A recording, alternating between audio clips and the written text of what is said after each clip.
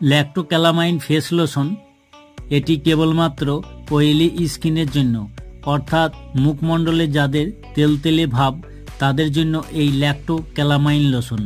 এটি 30 ml, 30 ml এর দাম 80 টাকা।